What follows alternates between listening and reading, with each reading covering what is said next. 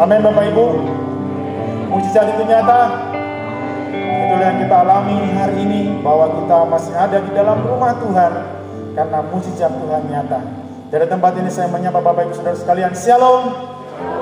Kiranya berkat Tuhan, kasih karunia anugerahnya melimpah di dalam kita. Mari kita segera memuji Tuhan, mempersembahkan kehidupan kita, memulai ibadah kita. Bukti kebesaran.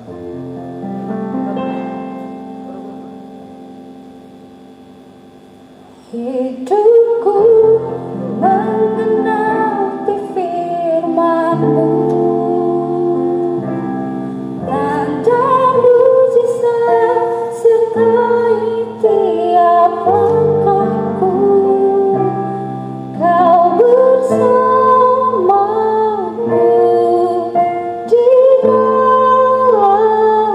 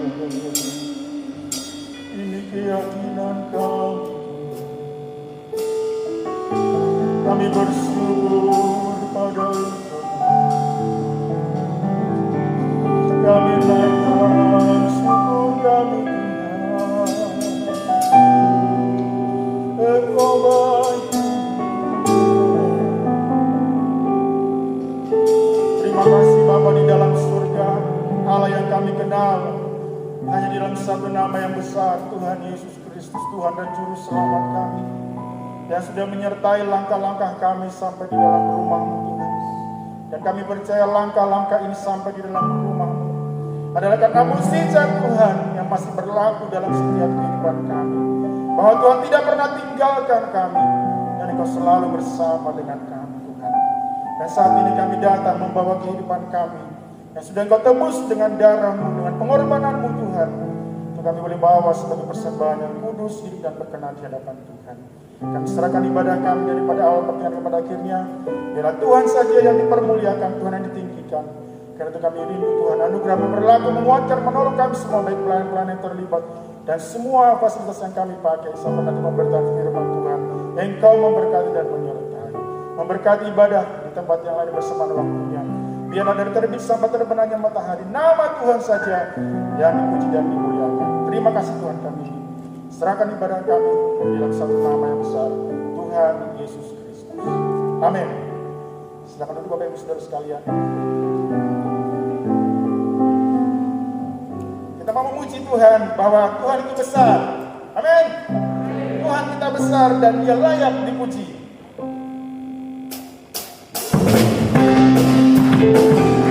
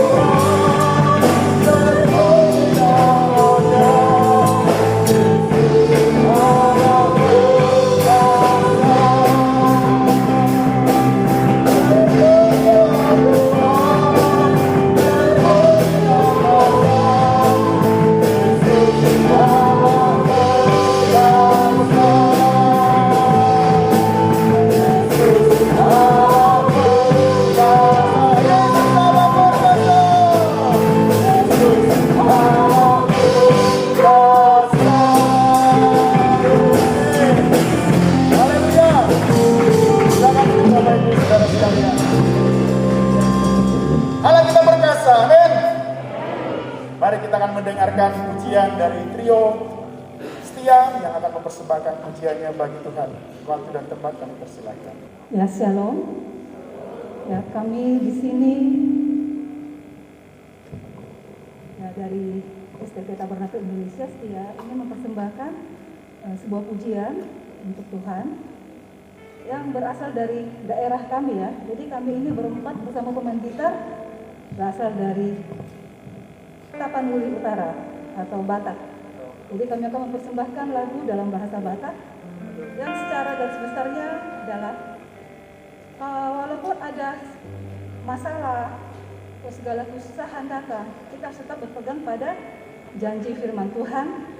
Jadi kita tidak perlu ragu, tidak perlu bimbang, karena Tuhan itu akan selalu bersama dengan kita, asalkan kita selalu memegang kebenaran firman Tuhan.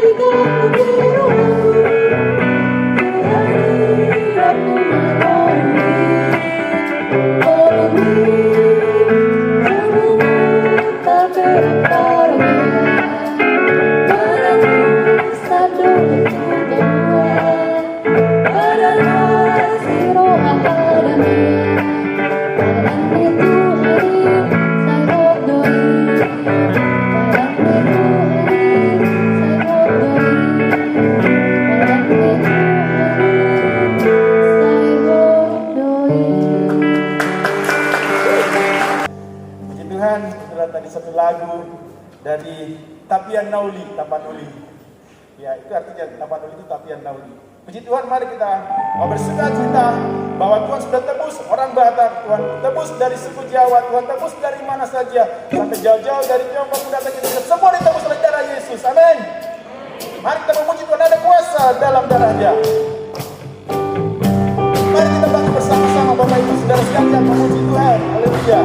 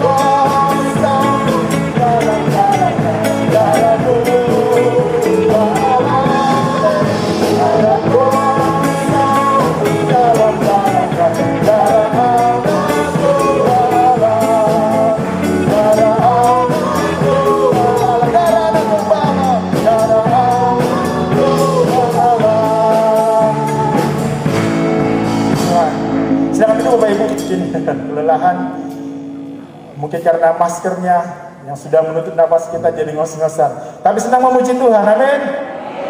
Haleluya. Kita berharap nanti maskernya bisa dicopot dan semua wajah-wajahnya kelihatan dengan ceria. Kita mau mempersiapkan hati kita mendengarkan firman Tuhan. Kita mau berdoa kepada Tuhan supaya pertolongannya boleh dinyatakan dan kita mengalami hatiku tenang berada di dekat-Mu.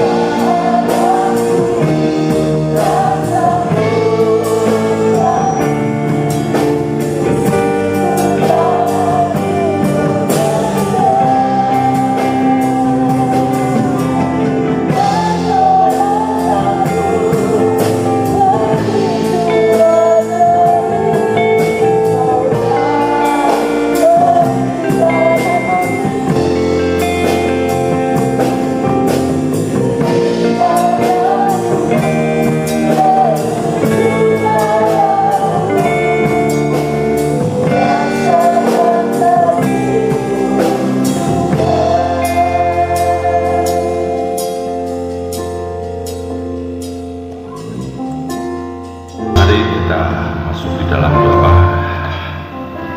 Benar Tuhan, ketenangan dalam hidup hanya kami peroleh jika kami dekat Engkau. Karena itu pagi ini kami mau berterima kasih atas anugerah-Mu. Kami boleh dalam keadaan baik dan saat ini boleh beribadah kepada Engkau. Kami tahu Tuhan di saat-saat dunia yang makin tergoncangkan ini, kekuatan kami hanya datang dari firman-Mu. Karena itu kami mohon Tuhan kiranya Engkau berfirman pada pagi ini kepada kami dan urapi kami, baik hamba-Mu yang Engkau tunjuk untuk menyampaikan firman-Mu dan kepada seluruh jemaat, agar kami bersama-sama boleh mengerti akan firman-Mu Tuhan. Dan Roh Kudus beri kami kekuatan sehingga firman itu bukan hanya menjadi kekuatan pengetahuan kami, tapi boleh kami praktekkan dalam kehidupan keseharian kami.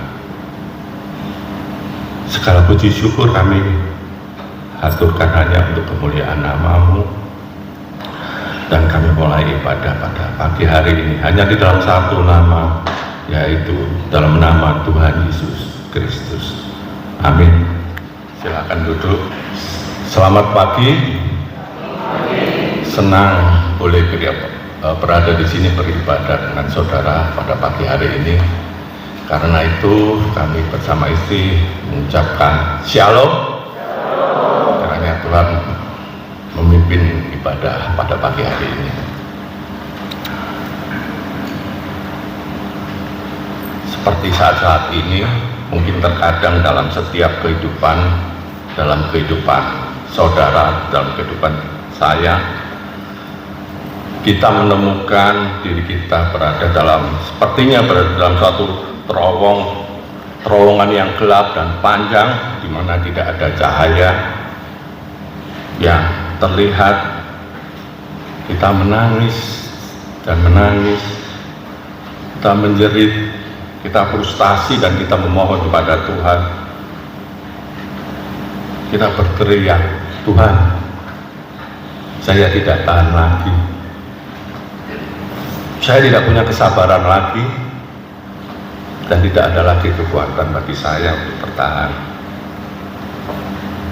Saya harus mendengarkan jawaban-Mu sekarang.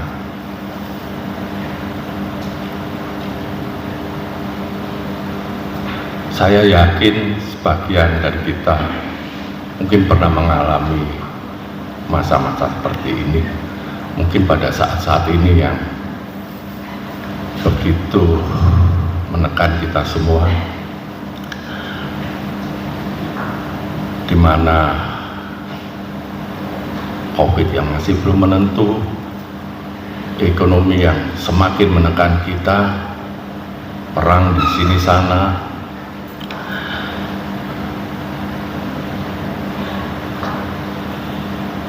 Semua belum menampakkan suatu kepastian. Keadaan kita atau keadaan saudara mungkin sama dengan keadaan yang dialami oleh Daud, sehingga saudara bisa menikmati kata-kata dan emosinya yang tulus dalam Mazmur yang akan kita pelajari pada pagi hari ini, yaitu Mazmur 13. Daud adalah seorang pahlawan, dia adalah abdi Allah, putra kesayangan, dan seorang yang memiliki hati Tuhan. Namun dia adalah seorang yang menderita yang sangat dalam, sehingga dia mengalami depresi dan berseru kepada Tuhan dengan kata-kata awal dalam Mazmur ini adalah, berapa lama lagi? Saya yakin banyak di antara kita sudah mengetahui latar belakang kehidupan Daud, mana Daud adalah seorang pengembala, anak terkecil dari 8 bersaudara dari keluarga Isa. Daud dipilih Tuhan dan diurapi oleh Nabi Samuel untuk menjadi Raja Israel kelak menggantikan Raja Saul. Tapi sejak Daud membunuh Goliat, raksasa dari bangsa Filistin, Daud sendiri menjadi orang yang diburu oleh Saul.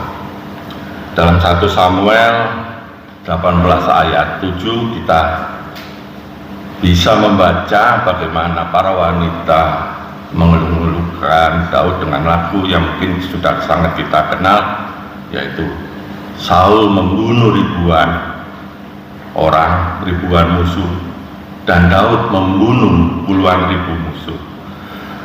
Dan ini adalah situasi yang tidak dapat ditoleransi oleh Saul, seorang raja yang temperamental, egois dan kejam. Dan sejak saat itu Saul berusaha membunuh Daud, dan Daud terpaksa menjadi seorang pelarian, seorang buronan selama hampir 8-9 tahun. Ada satu masa Daud hidup dengan damai di kota Siklag karena mendapat perlindungan dari sekitar 600 orang setianya. Tetapi pada suatu ketika, suatu saat, Daud dan tentaranya harus pergi untuk misi militer, dan ketika mereka kembali ke rumah, kota Siklag telah dibakar habis. Semua istri dan anak-anak prajurit yang ditinggalkan termasuk keluarga Daud ditawan oleh musuh. Prajurit Daud tidak hanya berduka, mereka dipenuhi oleh kemarahan, kemurkaan, dan mereka mengarahkan kemarahan mereka kepada Daud. Di 1 Samuel pasal 30 kita dapat membaca kesedihan Daud yang sangat mendalam. Mungkin saudara baca di rumah sendiri. Dia kehilangan keluarga dan dia disalahkan atas hilangnya ratusan wanita dan anak-anak. Kondisi Daud sekarang sepertinya menghadapi suatu kematian yang keluar dari rasa sakit dan depresi di dalam hatinya. Rasa putus asa mendalam membuat Daud berseru kepada Tuhan dalam Mazmur 13, dan mari kita akan baca Mazmur ini. Kita tolong bisa saudara baca.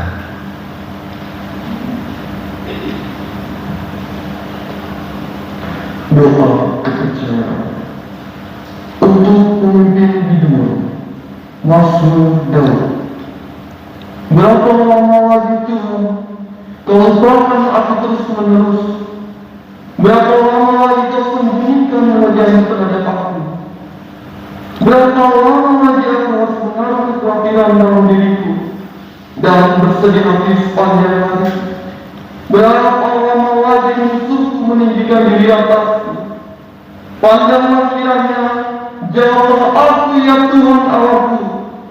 Buatlah mataku bercahaya, supaya jangan aku tertidur dan mati, supaya musuhku jangan berkata, aku telah mengalahkan dia, dan lawan-lawanku bersorak-sorak apabila aku goyah.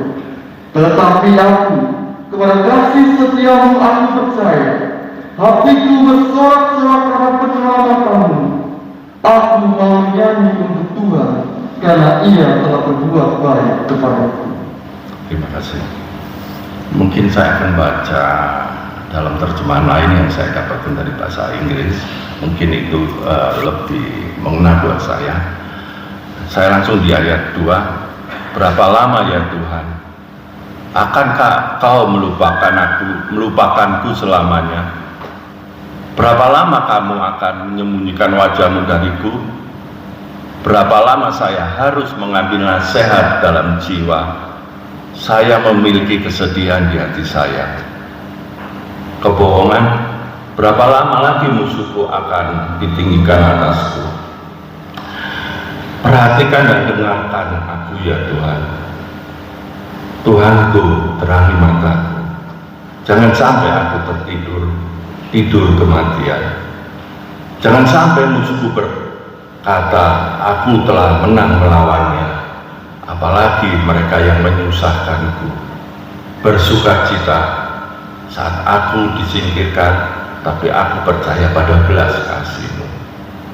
Dengan hati aku akan bersukacita dalam keselamatan-Mu. Saya akan bernyanyi untuk Tuhan karena Dia telah berurusan dengan saya dengan limpah. Di awal ayat 2 Daud berkata, berapa lama ya Tuhan? Akankah Kau melupakanku selamanya? Seperti yang dialami Daud, kondisi yang berkepanjangan, kondisi penderitaan yang berkepanjangan terkadang membuat kita sampai pada titik percaya bahwa Tuhan telah melupakan kita atau bahkan meninggalkan kita. Itu adalah pengalaman umum yang saya rasa hampir kita semua dan kita mempunyai perasaan dilupakan oleh ditinggalkan Tuhan karena penderitaan yang berkepanjangan yang kita alami, yang sampai saat ini belum ada penyelesaiannya. Dan di titik ini iman kita mulai runtuh, kita mulai mempertanyakan Tuhan. Tapi apakah yang dikatakan oleh perasaan kita bahwa Tuhan sudah meninggalkan kita, sudah melupakan kita, itu merupakan satu kebenaran? Mari kita periksa di Yesaya 49 ayat 14 sampai 16. Bisa turun saudara.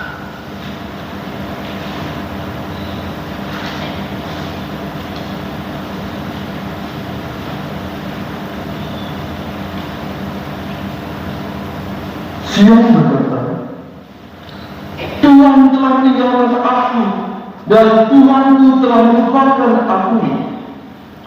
Dapatkah seorang perempuan melupakan bayinya sehingga ia tidak menyayangi anak dari kandungannya?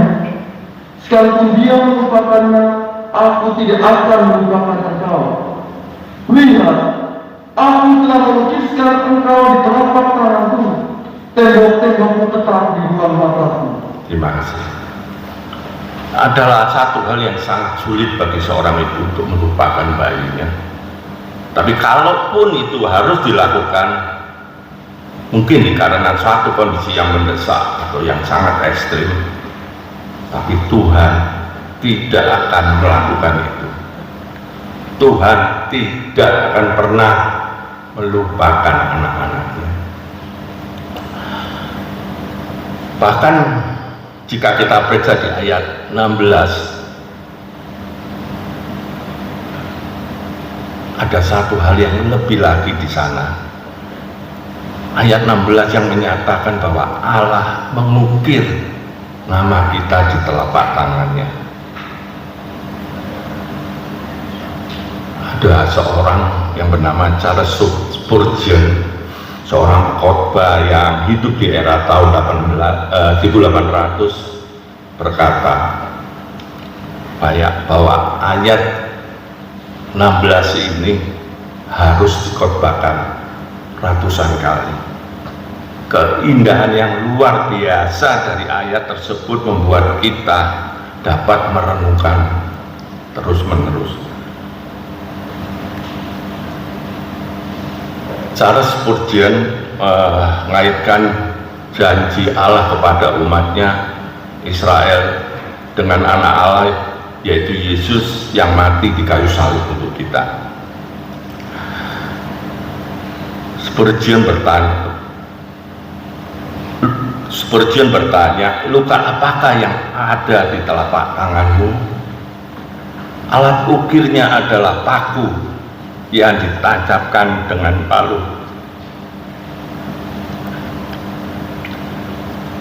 Dia harus dipakukan di kayu salib agar umatnya benar-benar terukir di tangannya, di telapak tangannya.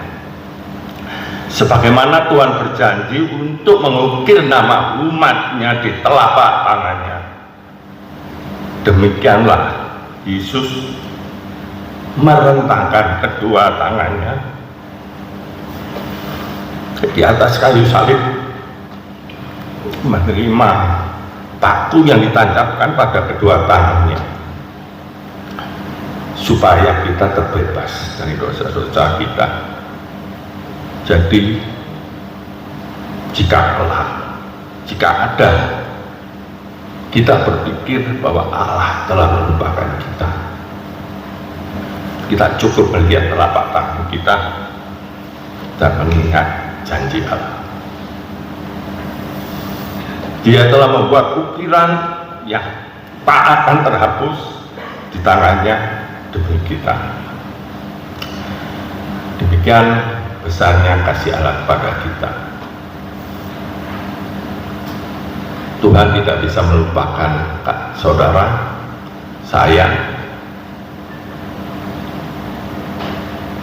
Tidak peduli badai apa yang saudara alami saat ini, kesusahan apa, penderitaan apa yang saudara alami saat ini, saudara, saya tidak akan pernah ditinggalkan Tuhan, baik di dalam pikirannya maupun di dalam hatinya.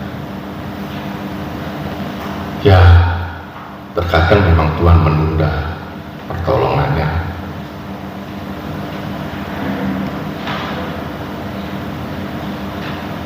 dan itu membuat kita merasa dilupakan, dan lebih buruk dari dilupakan adalah kita merasa ditinggalkan.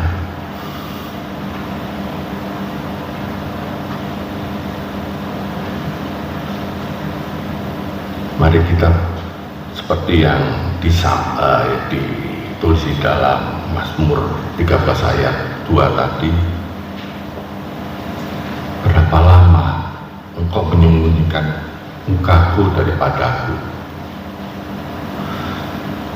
Rasa frustasi dan putus asa dapat kita rasakan dalam perkataan Daud di Mazmur ini, seolah-olah Tuhan telah melupakannya. Dan lebih dari itu, Daud merasa Tuhan sengaja mengalihkan pandangannya dari Daud agar dia tidak terganggu oleh kesulitan yang diderita oleh Daud anaknya.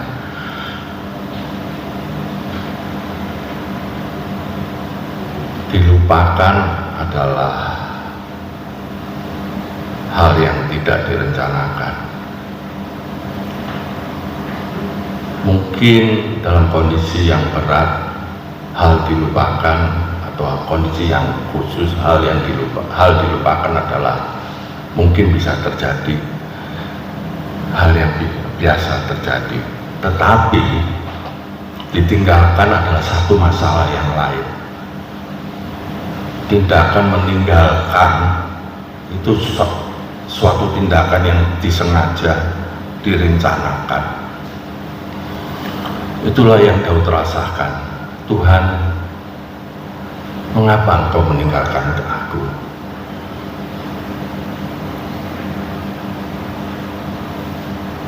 Saudara mungkin ingat kata-kata Yesus waktu ia mengatakan itu dalam penderitaannya di atas kayu salib. Yesus mengutipnya dari Mazmur 22. Jika kita membaca Mazmur 22 ayat 2 sampai 3, kita akan menemukan Daud berulang kali mengucapkan kata-kata itu. Bisa tolong dibaca Mazmur 22 ayat. Allahku, Allahku, mengapa engkau meninggalkan aku? Aku berseru tetapi engkau tetap jauh dan tidak menolong aku. Allahku, aku berseru-seru pada waktu siang, tetapi engkau tidak menjawab, dan pada waktu malam, tetapi tidak juga aku tenang. Terima kasih.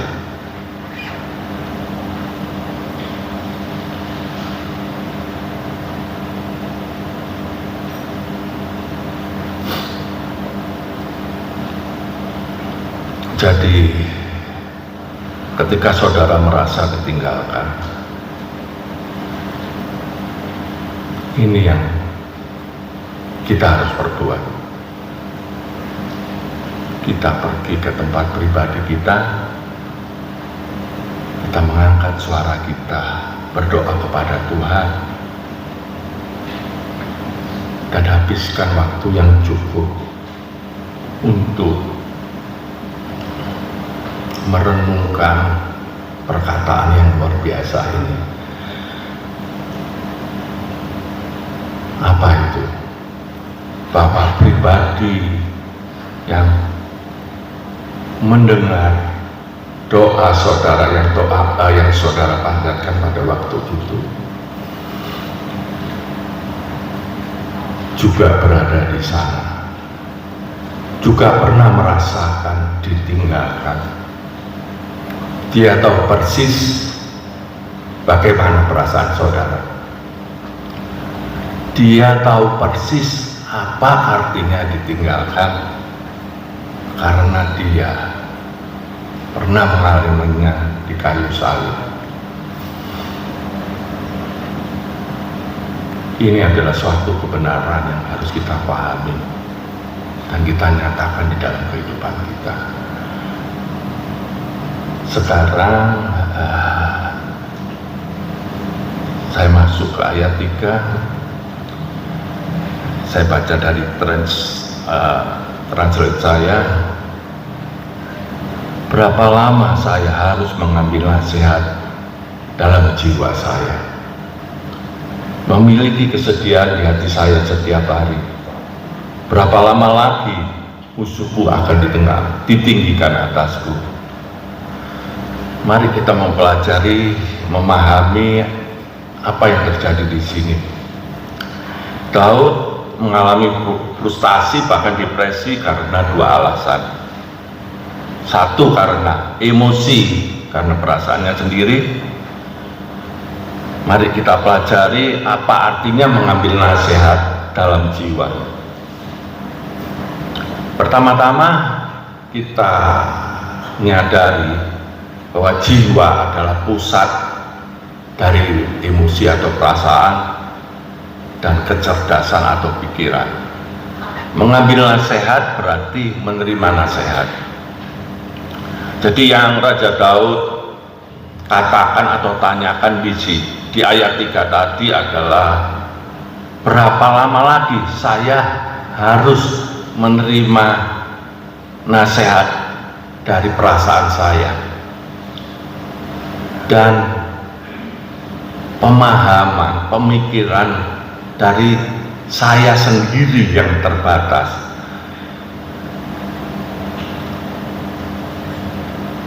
Hal ini banyak terjadi pada orang Kristen yang meskipun sudah percaya Tuhan, tetapi masih memakai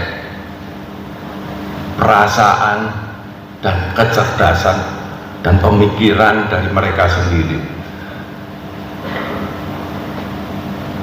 Karena itu tidak diherankan jika dalam kehidupan mereka banyak mengalami kekhawatiran sepanjang waktu, bahkan mungkin akhirnya mereka akan mengalami depresi. Kita manusia memang memiliki perasaan yang kuat, dan perasaan itu dapat menciptakan realita mereka sendiri. Hal ini terjadi pada Raja Daud. Dia mempunyai perasaan di mana dia merasa bahwa Tuhan telah melupakan dia, menyembunyikan wajahnya dari dia, dan perasaan itu pada kenyataannya tidaklah benar jika kita mendasarkan pada Yesaya 49 tadi. Perasaan itu adalah memang adalah pemberian Tuhan sebagai wujud gambarnya di dalam kita, sebagai tanda bahwa kita manusia adalah ciptakan yang unik, yang diciptakan menurut gambarnya. Kita bisa merasakan kemarahan, cinta, kasih sayang, kesedihan, dan banyak perasaan lain. Mengapa? Karena Tuhan juga merasakan perasaan itu. Jadi memang perasaan ada pada kita, tapi harus ada keseimbangan di dalam kehidupan kita. Jangan kita menjalani hidup kita diatur oleh perasaan kita. Harus kita sadari bahwa perasaan kita sudah dipengaruhi oleh kejatuhan manusia. Karena itu kita tidak bisa sepenuhnya mempercayai perasaan kita. Perasaan kita memang benar, tapi tidak setiap perasaan didasari oleh kebenaran. Kita harus melihat dan menetapkan kebenaran firman Tuhan sebagai standar yang sebenarnya, dan kita harus berusaha untuk membuat perasaan kita tunduk sesuai firman Tuhan seperti yang dicontohkan oleh Yesus. Jadi tidak heran jika Raja Daud mengalami putus asa dan depresi karena dia mengambil nasihat dari perasaannya dia sendiri, yang membawanya pada kekhawatiran dan kesedihan di dalam dirinya setiap hari. Dan yang kedua, Raja Daud frustasi karena musuh-musuh yang dia hadapi. Kita sudah baca tadi, yaitu sampai kapan musuhku akan ditinggikan atas aku.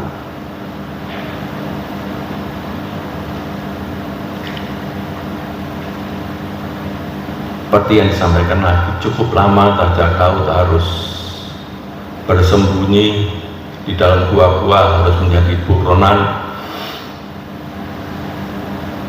bukan pada waktu yang sebentar.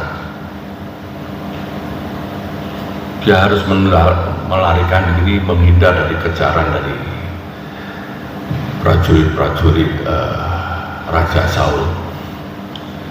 Dan pada satu saat dia menjerit dalam doanya dan bertanya, berapa lama lagi Tuhan musuhku akan ditinggikan atasku?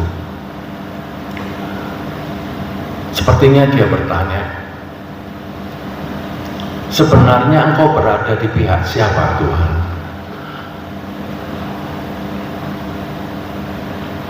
Jika jawabannya adalah Daud,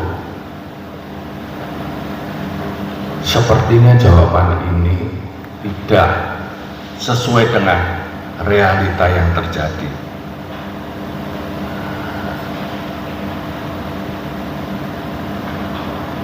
Dan coba kita belajar bagaimana sikap kita pada saat Tuhan sepertinya menunda memberi jawaban atau menolong kita. Bagaimana dengan doa kita ketika Tuhan belum menjawab permohonan kita? Jika kita menangkap doa-doa yang diucapkan oleh Raja Daud, ada satu kata kecil yang Daud ulang di dalam doanya, yang didasarkan atas keputusasaan yang dia alami. Kata itu adalah jangan sampai.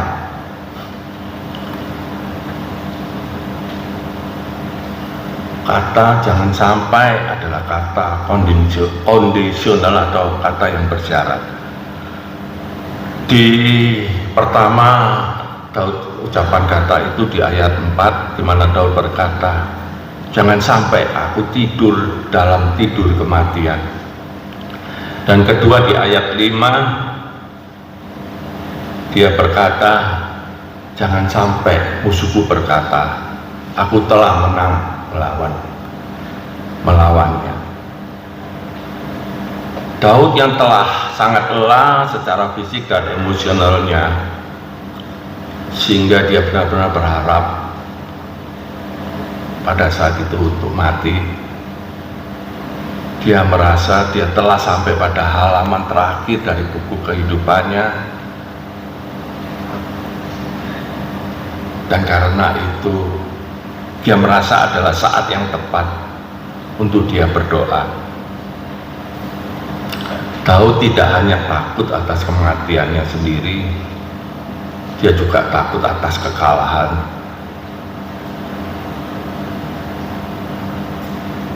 Dan di dalam ayat 5 dia berkata, jangan sampai musuhku berkata, aku telah menang melawannya. Di sini kita dapat melihat bahwa Raja Daud tidak ingin musuhnya bersorak atas kekalahannya. Musuhnya ditinggikan atas dia. Tapi ini bukan sepenuhnya untuk kepentingan dirinya sendiri. Karena Daud tahu bahwa dia adalah hamba Tuhan. Dia memiliki panggilan khusus untuk memimpin umat Allah. Semua orang di Israel tahu bahwa Daud sedang dikejar-kejar oleh Saul, dan jika Saul musuhnya dapat menangkapnya, bukan hanya Daud yang akan dipermalukan, yang akan menjadi bahan ejekan,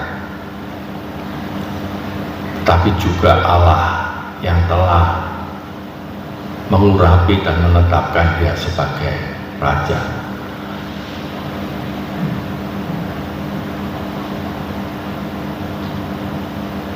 Sedikit tentang kesaksian yang mungkin saya alami dalam kehidupan saya. Dalam kehidupan saya sering mengalami bagaimana Tuhan mengarahkan saya, baik dalam kehidupan, dalam pekerjaan, atau di dalam kehidupan keseharian. Tuhan suka membawa saya pada satu sudut, pada satu area di mana tidak ada jalan keluarnya kecuali jalan ke atas.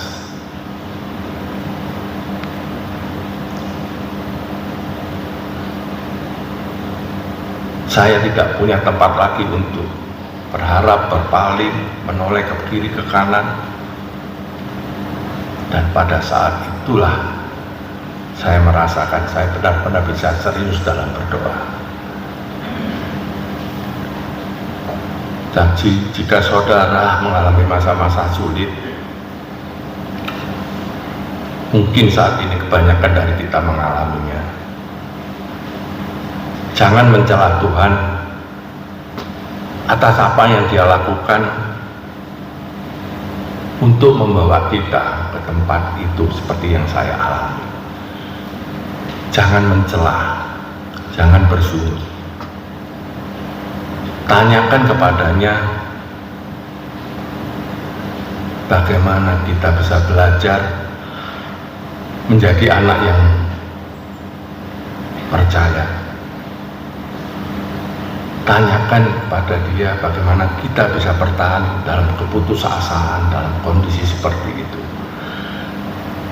Itu akan menghasilkan satu doa yang tulus keluar dari hati kita. Mari kita lihat bagaimana Daud berdoa, dan kita akan belajar dari doa Daud di ayat 4. Ada 3 doa yang Daud panjatkan. Yang pertama adalah, Tuhan, perhatikan, lihat aku. Apa yang ingin Daud katakan adalah, Tuhan, jangan Engkau membelakangi aku lagi. Berbaliklah dan lihat aku. Yang kedua adalah, dengar aku. Daud memohon kepada Tuhan untuk menjawab pertanyaannya. Dan yang ketiga adalah, Tuhan, terangi mataku. Buatlah mataku bercahaya.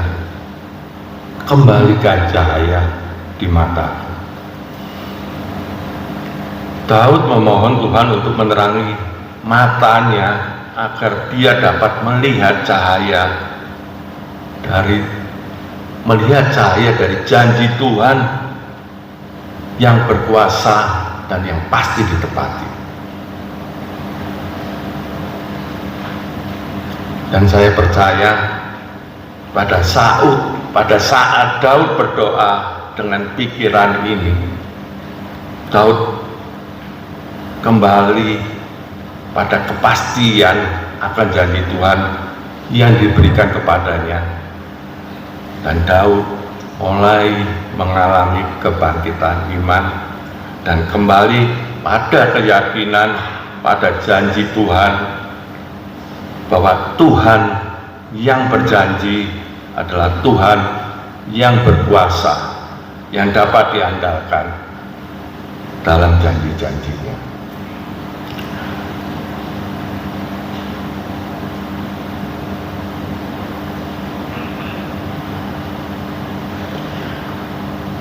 Di dalam Yeremia 20 ayat 11 dan Mazmur ayat 138 ayat 7 dan 8, saudara dapat membaca itu di rumah. Dan sekarang kita sampai pada akhir dari Mazmur 13 ini, yaitu di dalam ayat 6. Daud menulis dalam ayat 6, tetapi aku percaya pada belas kasih-Mu, kasihan-Mu. Hatiku akan bersuka cita karena keselamatan-Mu. Aku akan bernyanyi untuk Tuhan, karena Dia telah berurusan dengan aku dengan limpah. Akhir daripada Mazmur 13 ini adalah satu sorakan, satu lagu kemenangan. Dan bagaimana Daud yang dulunya penuh dengan putus asa, depresi, bisa mencapai titik ini.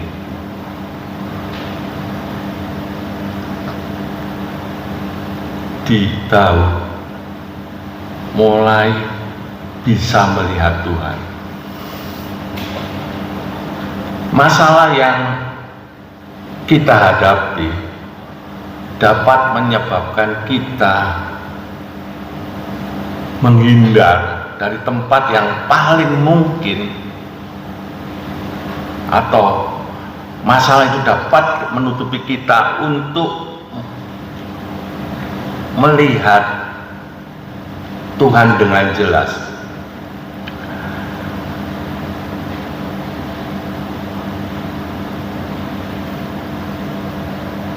Kondisi Daud memang belum berubah pada saat dia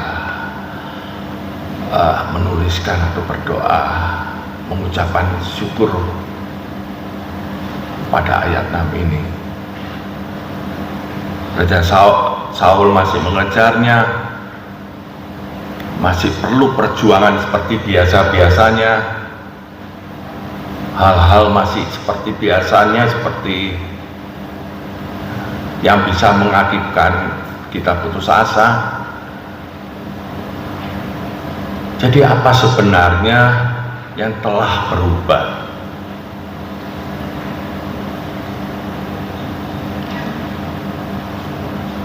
Tidak ada, kecuali hanya satu, yaitu ingatan Daud akan Tuhannya. Roh Kudus menguasainya dan menasehatinya bahwa Tuhannya tidak pernah berubah. Tuhannya yang hebat di masa lalu dan itu tidak pernah berubah. Tuhannya yang penuh kasih sayang dan penuh berkat kepada dia, itu tidak pernah berubah. Tuhannya punya rencana untuk Daud dan itu juga tidak berubah.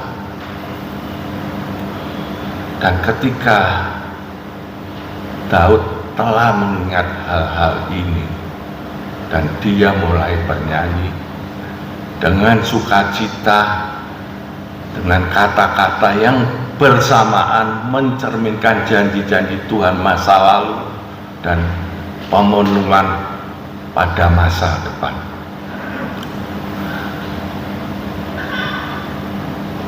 Apa yang kita bisa pelajari dari Mazmur 13 ini?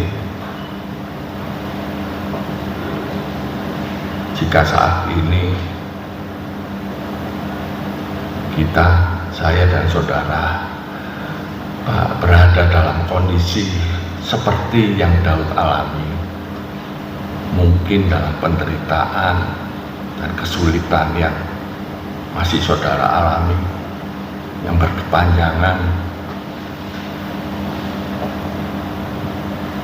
mari kita bersabar, mari kita sabar, karena Tuhan kita, Tuhan saya, Tuhan saudara mencintai kita. Dan jangan lupa nama kita diukirkan di tangannya. Tuhan tidak akan pernah melupakan kita, apalagi meninggalkan kita. Dia yang telah berbuat baik kepada kita pada masa lampau, pada dulu, Dia akan tetap berbuat baik pada kita meskipun saat ini kita belum menerima pemenuhan dari pertolongannya. Kita harus tetap beriman kepada Dia, karena Tuhan tahu siapa kita, siapa saudara, siapa saya.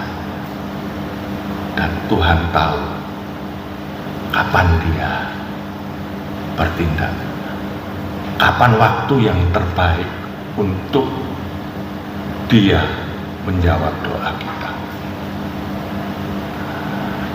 Kiranya firman pada hari ini boleh menjadi berkat bagi kita semua. Amin.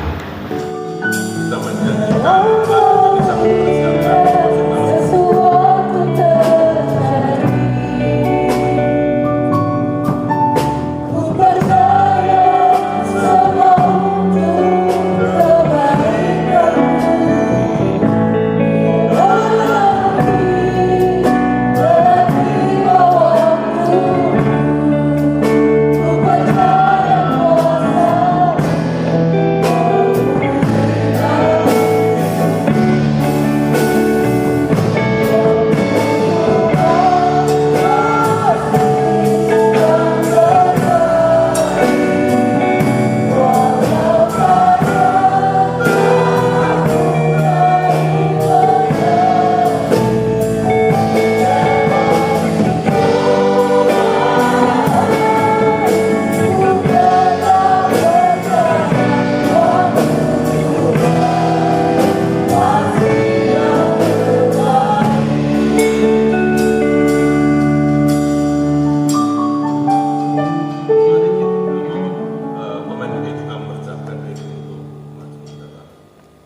Jika semua sudah siap, mari kita angkat tubuh Tuhan lebih jauh di atas kepala kita.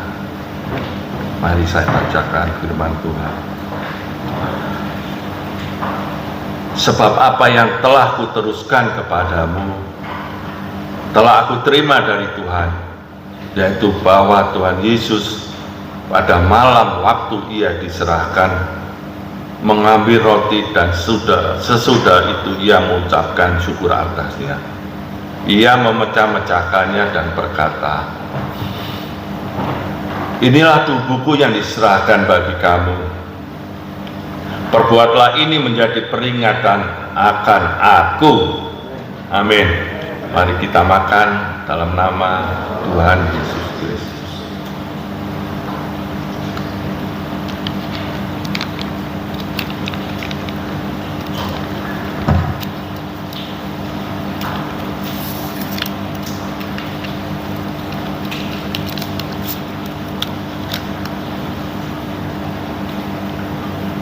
Mari kita ambil cawan. Jika saudara sudah siap semua, mari kita angkat cawan yang tinggi dari kepala kita. Nah, mari kita dengarkan firman Tuhan. Demikian juga ia mengambil cawan sudah makan, lalu berkata, "Cawan ini adalah perjanjian baru yang dimeteraikan oleh darahku. Perbuatlah ini setiap kali kamu meminumnya menjadi peringatan akan aku. Sebab setiap kali kamu makan roti ini dan minum cawan ini, kamu memberitakan kematian Tuhan sampai ia datang kembali." Amin. Mari kita minum di dalam nama Tuhan Yesus Kristus.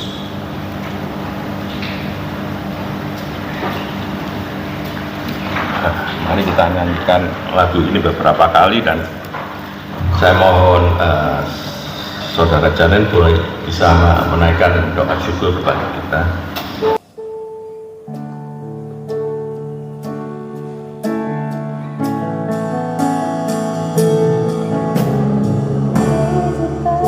Sesuatu terjadi, ku percaya semua untuk kebaikanmu. Bila nanti telah tiba waktu, ku percaya kuasa-Mu memulihkanmu. Amin. Kita percaya waktu Tuhan.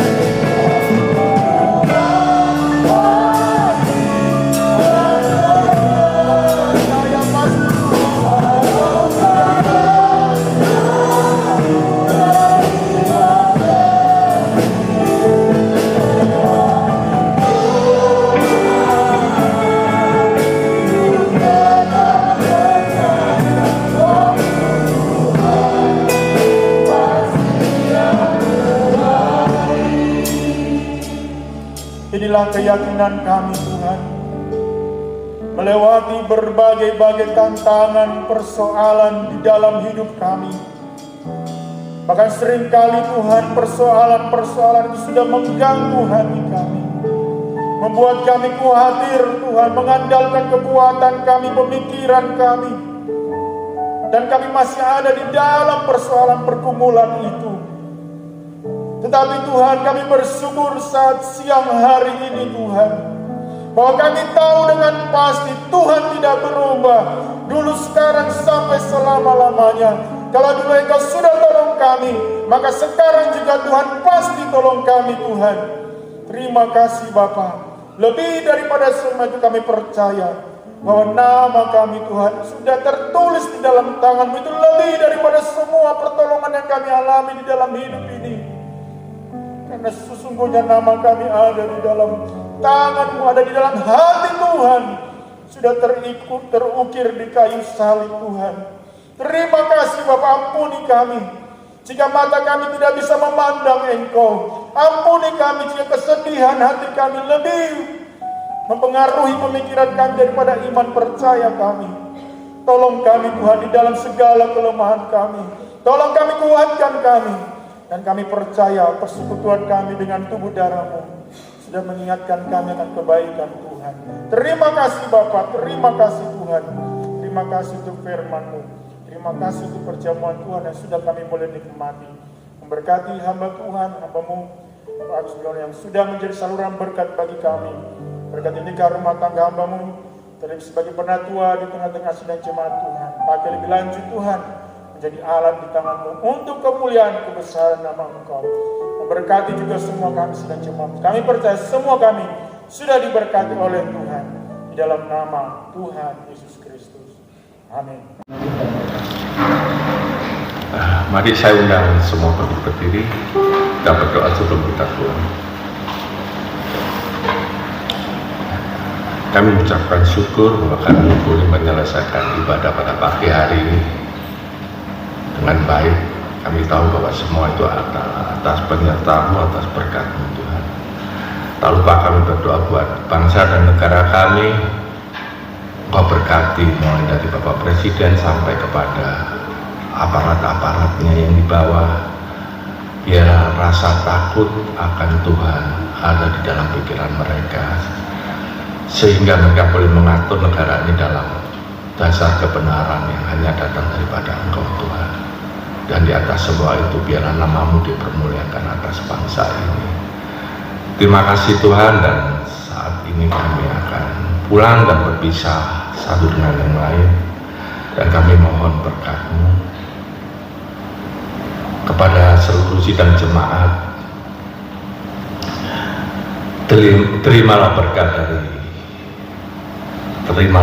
damai sejahtera dari Allah Bapa, berkat kasih karunia daripada Allah Anak, dan berkat perlindungan, berkat penyertaan, penjagaan daripada Roh Kudus menyertai kita, melindungi kita mulai hari ini sampai Maranatha. Tuhan Yesus datang kembali. Pulanglah dalam damai sejahtera, dalam perlindungan yang sepenuhnya, dalam nama Tuhan Yesus Kristus menyertai saudara. Amin.